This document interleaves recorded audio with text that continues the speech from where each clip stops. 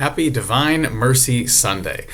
This week's gospel comes from Easter Sunday evening, right? So Jesus has risen from the dead. The apostles are starting to hear whispers that he's not in the tomb anymore. They've been to the tomb. Some people have seen Jesus. Now it's Easter Sunday evening, and they're all gathered together in that upper room with the doors locked.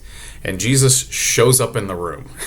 What strikes me as super interesting about this, there's a lot of cool stuff in this passage, but this moment when Jesus shows up in the room, for most of these guys, the last time they had seen Jesus is when they ran away like scared children in the Garden of Gethsemane. For Peter, the last time he saw Jesus is when he denied him the third time and they made eye contact and the cock crowed and Peter ran off. They haven't seen him since then. John was at the foot of the cross, so John saw everything that happened on Good Friday. But the last time these guys had seen Jesus, they were not there for him. They ran. And so now Jesus shows up in the room, and you might imagine there could be a little bit of trepidation on their part, a little bit of trembling, like, oh man, what's he going to say about this? And notice the first words out of Jesus' mouth: peace be with you. And then he says it again. The next thing out of his mouth is peace be with you.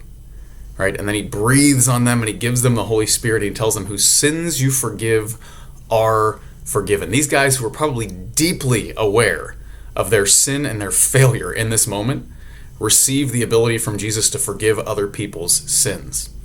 Jesus chooses to work through weak, fallen, frail human beings so that he can act in the world. And that's an incredible thing. That's an awesome thing. That's divine mercy, right?